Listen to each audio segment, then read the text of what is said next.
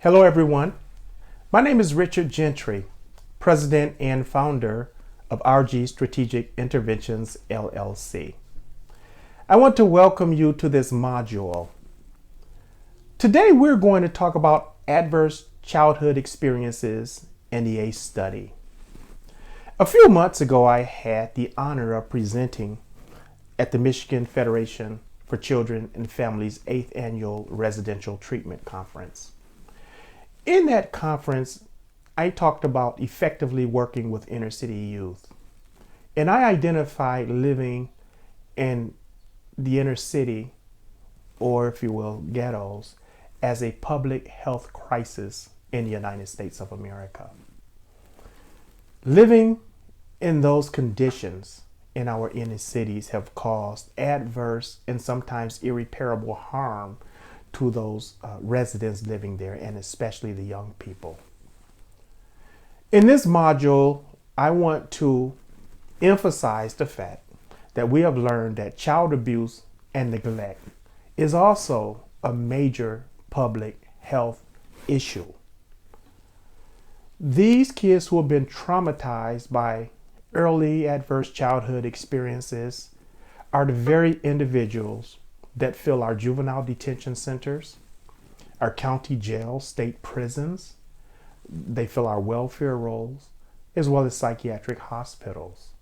So it is a major crisis in this country because these early adverse childhood experiences have affected people in so many different ways, so many different forms and fashions that going into their adult years and throughout the years of their lives, if these situations have not been treated, have not been resolved, it causes pain and agony for many, many years to come.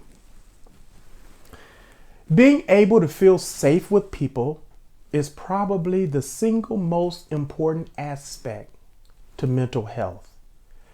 Everything about our being is geared towards connecting with others in social circles or in social systems.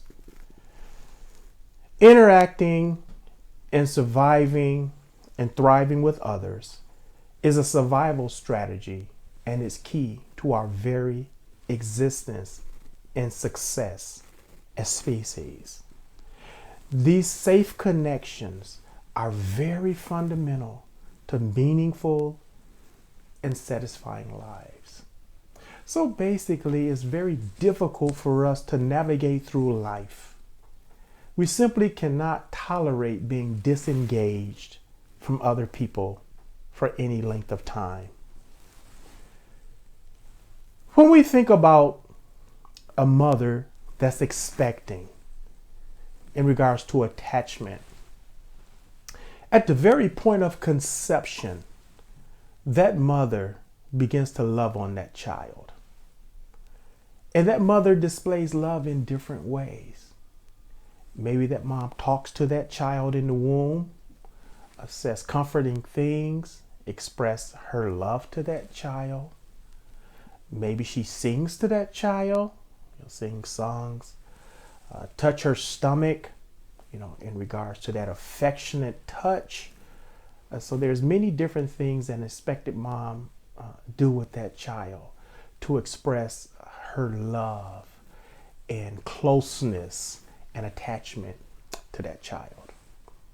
But someday that child is going to be born and leave the confines of that womb where they receive nutrients and they were warm, they were rocked, within that womb, comforted in many different ways, and just pretty much had it made. But at some point they enter the world and they're separated from that mother. One of the first things that happen is that the doctor or the nurse, may cause a stimulus to come forth from that child, where that child begins to cry, clear out the lungs. They do the things necessary to prepare that kid for life, clean the kid off, and so forth. But the next thing they do is very major, and is this. They place that child back into the arms of the mother, comforting to that child.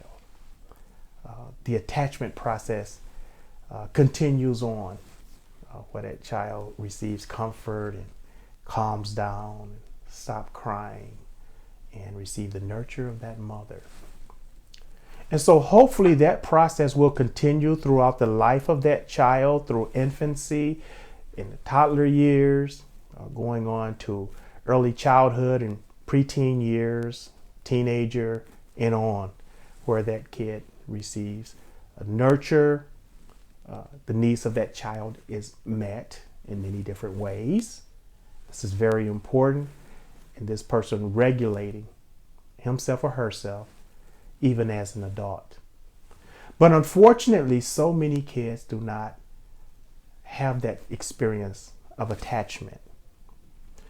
They go through many unfortunate situations, some of them in their formative years, issues involving abuse and neglect, and oftentimes they find themselves detached from their caregivers.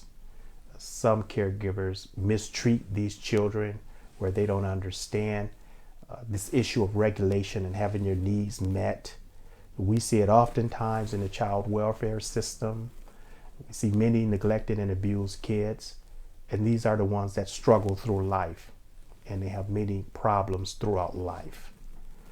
And so these adverse childhood experiences tend to have a profound effect on kids, not only in those early stages, but throughout their entire lives.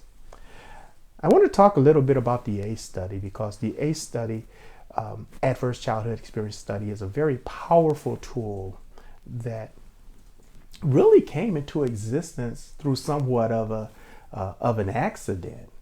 And so this ACE study reveals that traumatic experiences during early childhood and adolescence is far more common than we previously expected. A man by the name of Vincent Felitti, he was the chief of Kaiser's Department of Preventive Medicine in San Diego. Going back to 1985, Dr. Felitti ran an obesity clinic where he helped people with their problems involving weight gain, and issues like that. And he was very successful in helping people with this issue.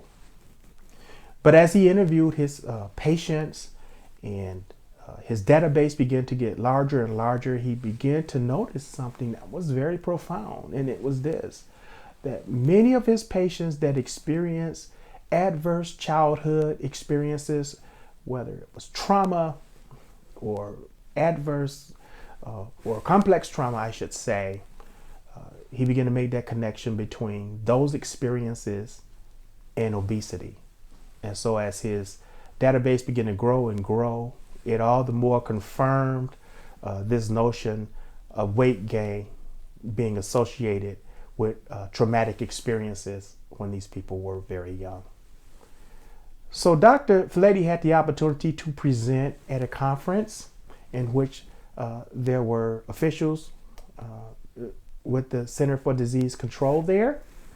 They had an opportunity to listen to his presentation concerning obesity and traumatic experiences, and they followed up with him, partnered with him, and began to do further research on the issue. And from this partnership came forth this questionnaire, this screening instrument called the ACE study. And so lots of facilities use it, lots of programs use this form, and it has been very helpful in regarding identifying those who have experienced this complex trauma and issues that have had profound effects on them, these issues that occurred early in life, and it's having an impact and effect on people in here and now. So this ACE study is a screening instrument. Each question is given a point value of 1. And the higher the points from these 10 questions, the greater the probability of adverse childhood experiences in their life. And there's a greater indication that they will have trouble as they progress through life because of these early experiences.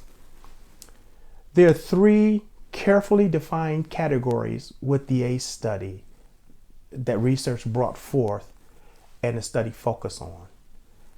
The first is physical sexual abuse. The second domain deals with physical and emotional neglect. And the third domain deals with family dysfunction.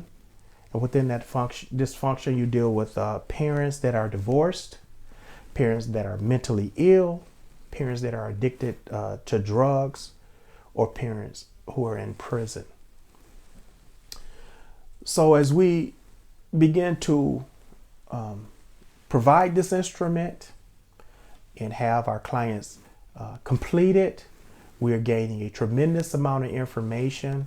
But what it helps us with is how can we intensify our services in regards to being more trauma responsive, or creating systems or programs that address the needs of those who are experiencing trauma.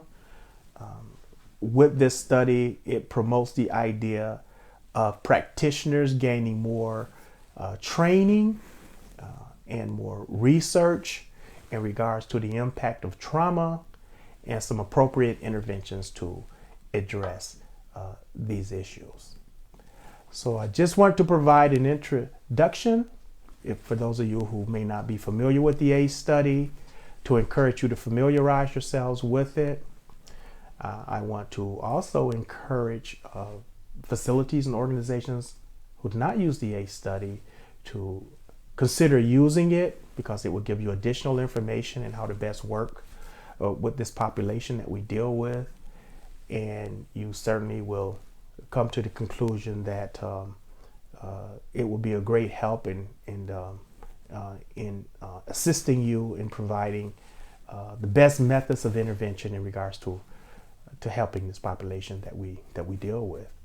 So I want to thank you for joining me and tuning in. If you had the opportunity to log in on YouTube, I want to thank you. Make sure you hit the subscribe button and like us there. There will be additional modules coming forth for you to check out, and it will be a benefit for you. If you had the opportunity to log in on my website, which is www.rgstrategicinterventions.com, I certainly want to thank you for visiting the website and logging in. Feel free to scroll around, check out other modules, have some presentations there, and some other information that will be helpful in regards to your professional growth. So I look forward to seeing you down the road as we continue to present these learning modules. And thank you again.